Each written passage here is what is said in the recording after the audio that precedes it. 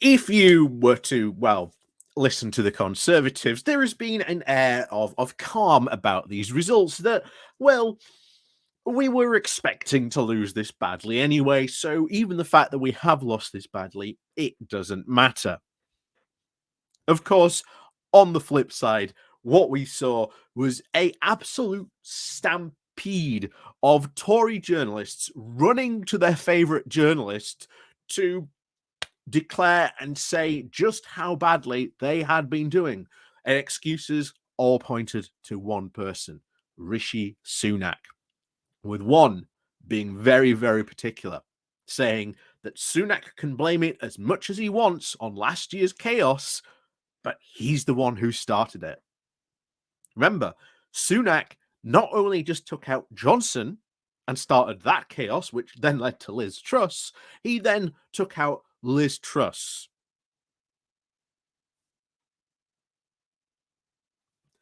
The idea that this is a good thing, or that the Tories aren't looking at him going,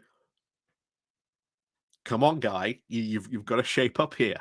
Remember, the last time the Conservatives had this bad a result, it ended up in the downfall of Theresa May. Now, will they think that getting rid of Rishi Sunak now is a good move? I don't know. But sometimes, as we've seen in politics, and especially take the lesson of last year, that sometimes things can just go beyond a point which you never predicted. It is a snowball or a pebble that fell from a mountain and then resulted in an avalanche. And where are we on this current pebble? I really couldn't tell you, but to say that the Tory party is not panicked or deeply unnerved is certainly the right sort of diagnostication. Is that diagnostication? I don't know if I've even used that word right, but we'll go with it anyway. Is certainly the right, place to, I suppose, place the Conservative Party at the moment, because they are panicked. And if they should get rid of Sunak, well, who are they really left with? Ultimately, it will once again come down to Liz Truss, who crashed the economy, or essentially the unethical black hole ambling about through Westminster that is Boris Johnson.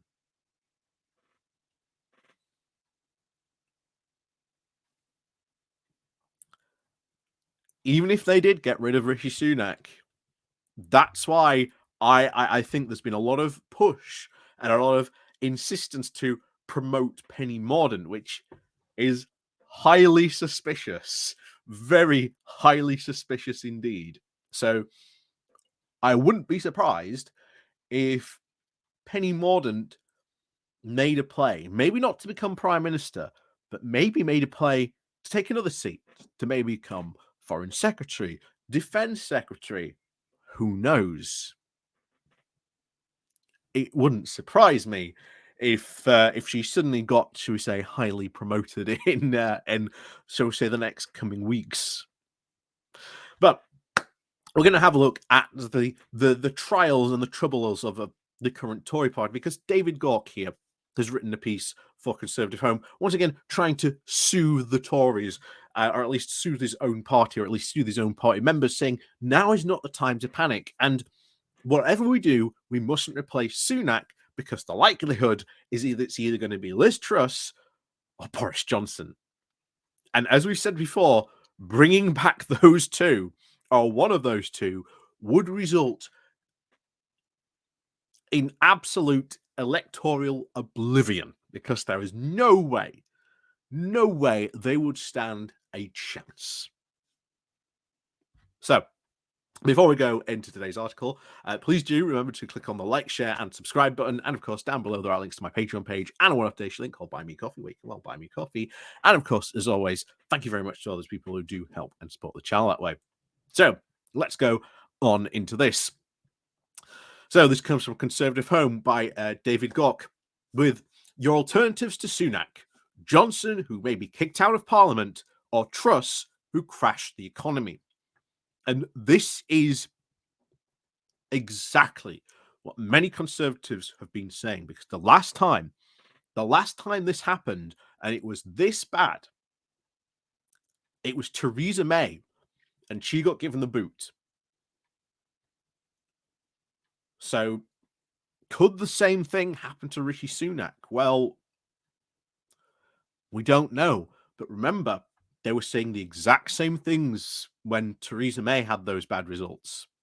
That, it was just a bad patch. It wasn't, we shouldn't get rid of May now.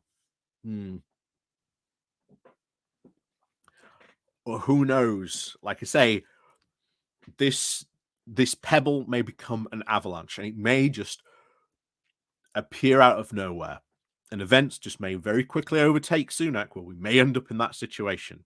It is very, very likely. And as you may well know, last year, whenever I went abroad last year, the government would suspiciously choose that time to essentially fall to pieces. And I am due to go to Romania in about 2 weeks' time. Well, less than 2 weeks' time now.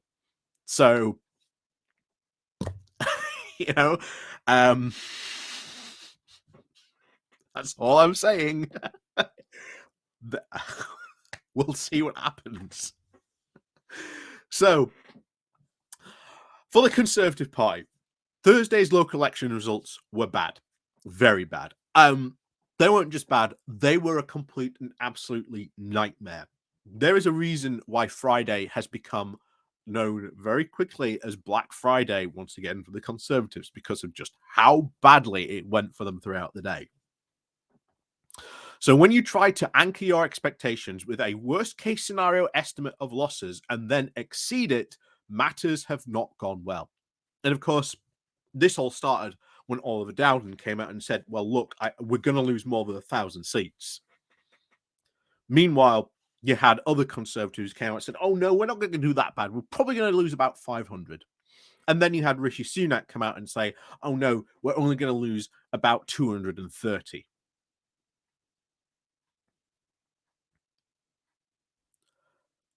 It was bad. It was very, very bad.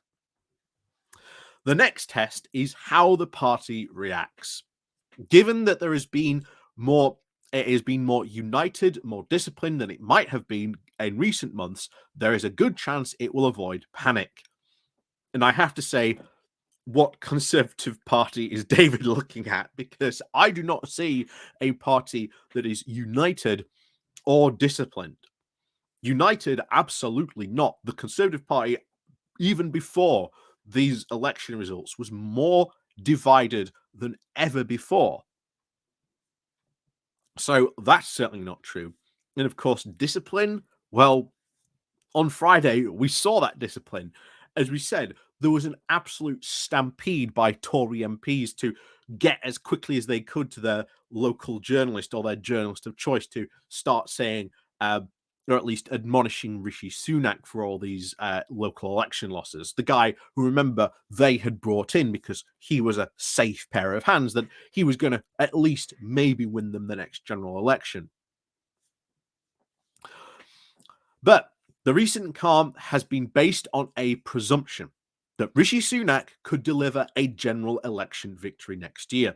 And a senior Tory MP and no slavish loyalist told me a few weeks ago that he thought there was a 1 in 3 chance of a Conservative majority at the next election. And bear in mind, if that was told to you 3 weeks ago, what would his prediction be now, I wonder? That now looks very optimistic. That's not just optimistic, that seems to be based in the realms of complete and utter fantasy. The types of where, you have a hobbit in a cave finding a magic ring and Gollum coming up and asking his 3 riddles. That's how fantasy we are talking here with that, an analogy. So, if defeat is looking inevitable, calls will grow to take risks. Despite the furor from Labour, and it will provide the electorate with an attractive retail offer. And that is certainly where we are looking at now. We are really looking at a absolute gutting, because the Conservatives' biggest worry was that tactical voting would take place. And guess what? Tactical voting took place. And that looks like at the next general election will also take place, which is not going to be good for them. They know it. So no head of steam has built up against the Prime Minister yet. The timing of the coronation helped, and most Conservative MPs know that he is more popular than the party, and that he inherited an appalling situation from his predecessors. There is a minority of the parliamentary party, however, in denial about the events of 2022. Sunak started the chaos by knifing the most successful Tory election winner in over 50 years, one Tory source has been quoted as saying.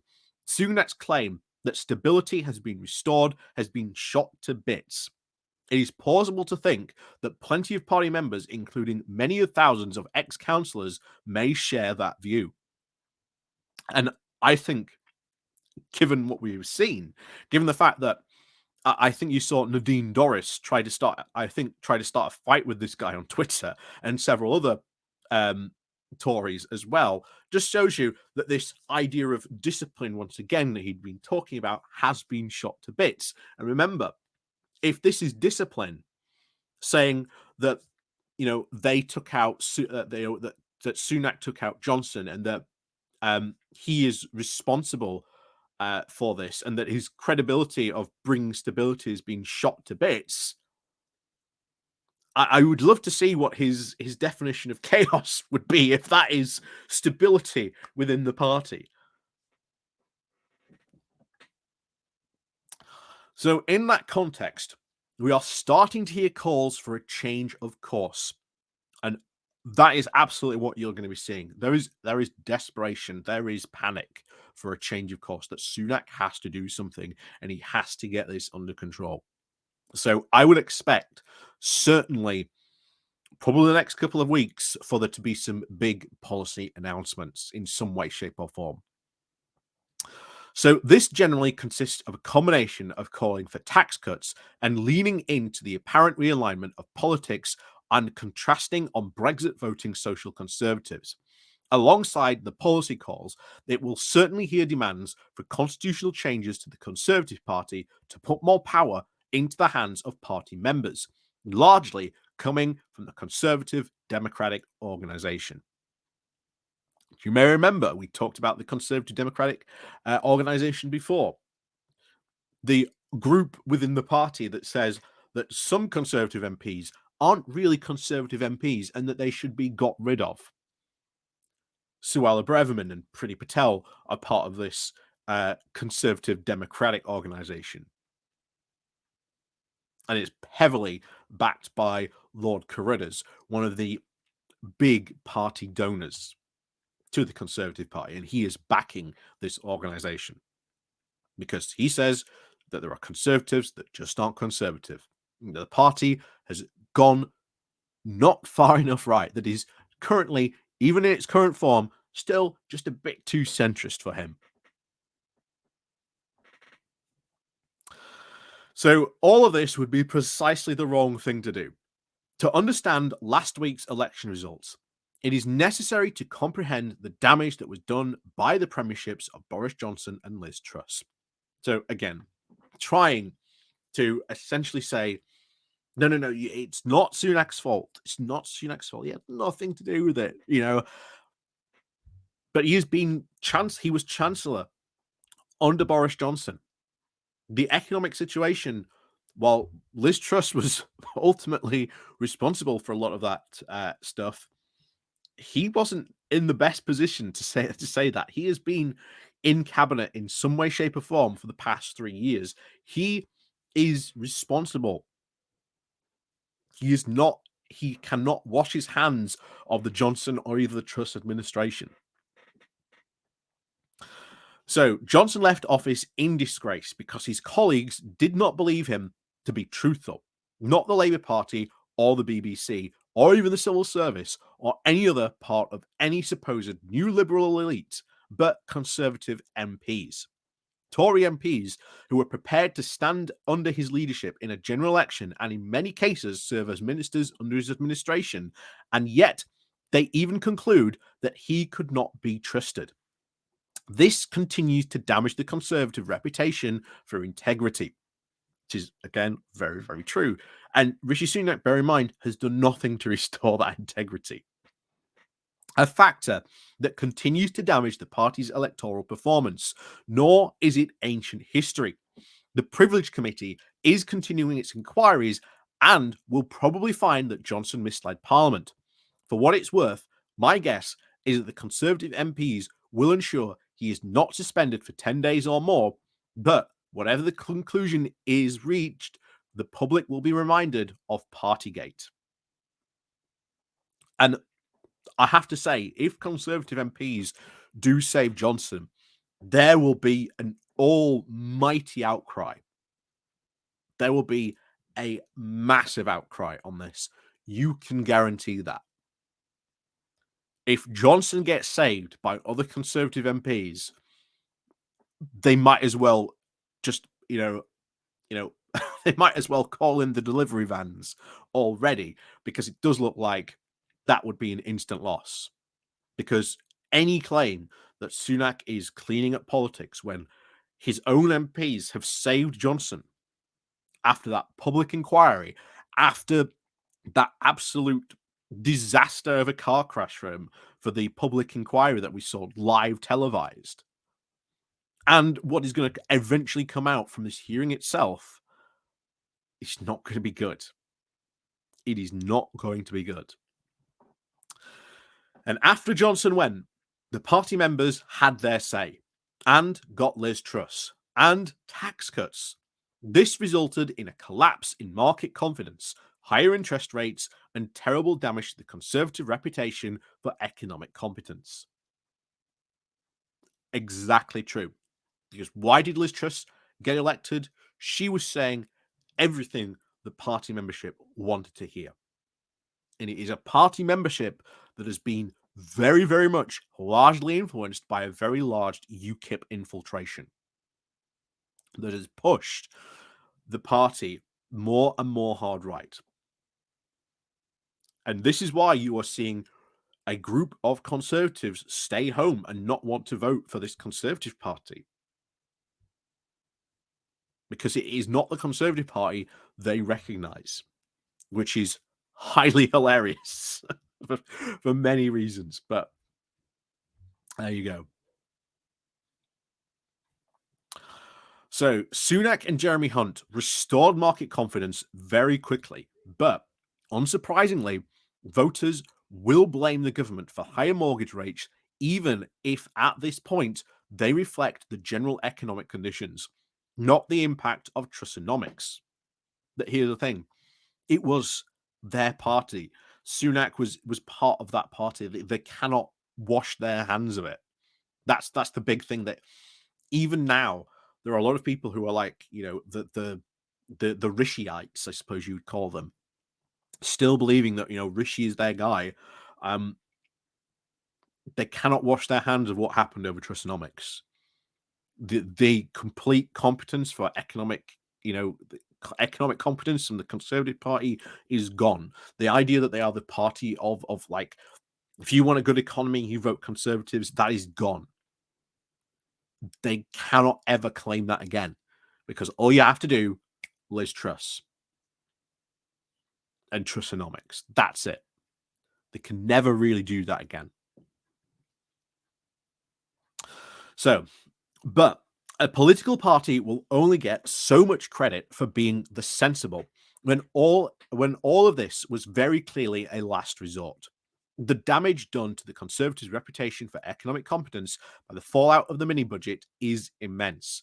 This is not a good advert either for the agenda of tax cuts or for giving more power to the grassroots. And that is what they think will save the Conservative Party, will give more power to the grassroots. But it was the grassroots that voted in Liz Truss and that want this agenda for tax cuts, Well, we saw what happened when Liz just trying to implement those unfunded tax cuts and this crazy free market fundamentalist right wing libertarian nonsense that has now infected really the Conservative Party and this area for thinking.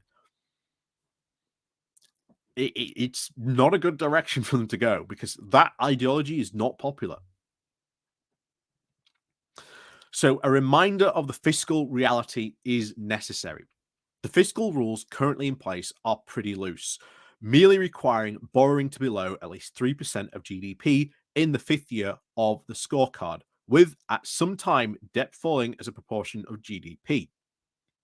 At the March budget, those rules were clearly met by a whisker, and only because of a series of assumptions on tax and spending policy that are implausible. Feudality duty going up, the temporary capital gains regime not being extended, very tight spending control after 2014. The tax receipts may be running ahead of the Office for Budget Responsibility's March forecast, but a sustainable retail offer of tax cuts will blow a hole in public finances, and the public will not forgive a second reckless financial gamble. And yet, this, as we have seen over the past 2 days, this is what many Tories are pushing for. They're pushing for tax cuts. No, we've got to cut taxes. We've got to cut taxes. Sunak must cut taxes. This is all what they're saying. And if Sunak doesn't do this, then they'll put someone in place who will. The Tory party is not as scared of regicide as it once was. It has now become part of the party. They got rid of Theresa May, they got rid of Boris Johnson, they got rid of Liz Truss. The idea that they would not get rid of Rishi Sunak because of these absolutely terrible local election results is not beyond the realms of possibility. It is not impossible, but it is probable.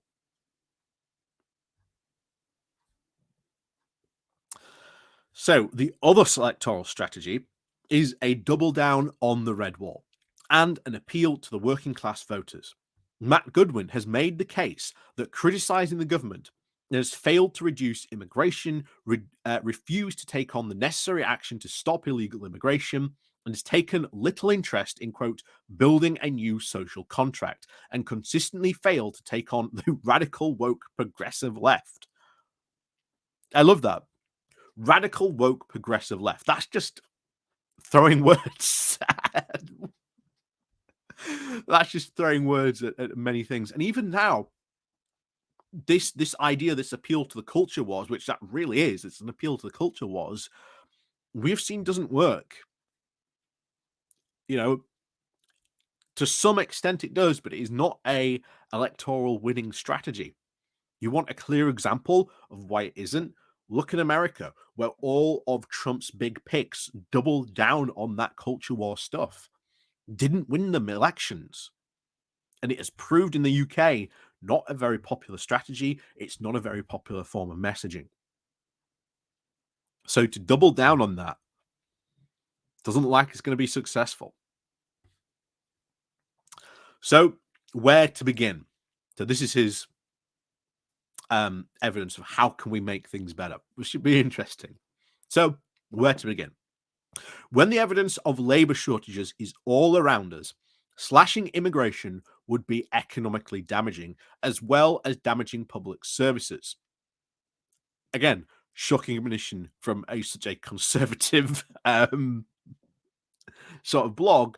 Very, very interesting admission to make. That immigration is a good thing. Who knew? A new social contract sounds exciting, but also expensive. How will it be paid for? Was it even feasible to hold on to all of the working class Brexit voters when attention was focused on the cost of living issues? In any event, the Brexit wars are more distant, and Brexit itself is widely seen, even by leavers, as a failure. And as a political strategy, this would not be cost free.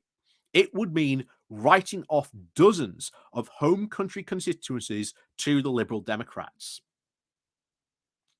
We're already seeing that play out now. And the evidence from local elections is not that the voters are abandoning the Tories to back reform or UKIP, but parties of the centre and the left.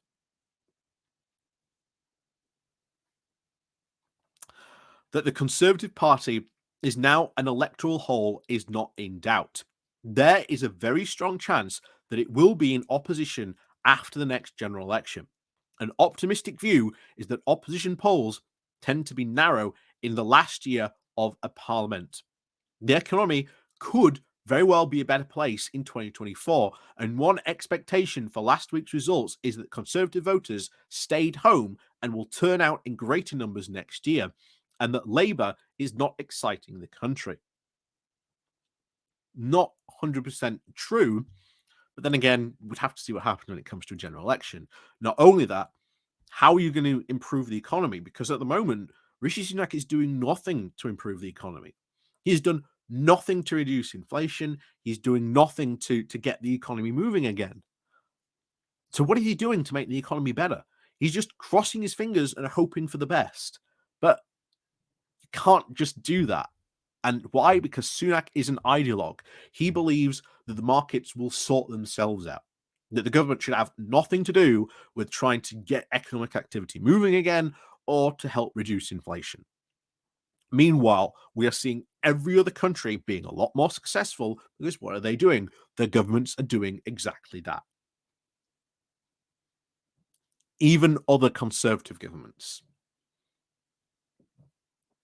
So I think he's going to do nothing. I think he's going to be so paralyzed after this. From someone who was already a very weak prime minister to go into an even weaker position than he was, doesn't spell good news for him. Really doesn't. And I would be expecting certainly to see big changes in his cabinet. In fact, I wouldn't be shocked if we saw a cabinet reshuffle. It would not surprise me if we saw one. So, the reality is that any government in office after 13 years during a period of intense cost of living pressures would be in difficulty. Bear in mind, what again, not only were you in charge during those 13 years, these cost of living pressures are very much on because of those 13 years of the Tories being in government. But matters are made much worse by the failures of Johnson and Truss. Listening to those who favour the return of Johnson or the economic policies of Truss or cultural policies of Nigel Farage would be a very great error. The solution for the Tories is bad, but it can be made worse. So I think that is really, really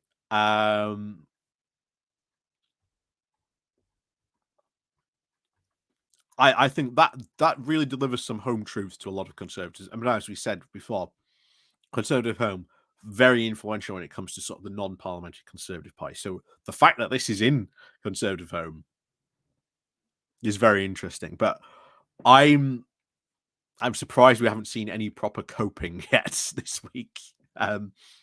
We might maybe see some soon this week, but it wouldn't surprise me if we see a piece soon saying, "Don't panic, don't panic, everything's fine."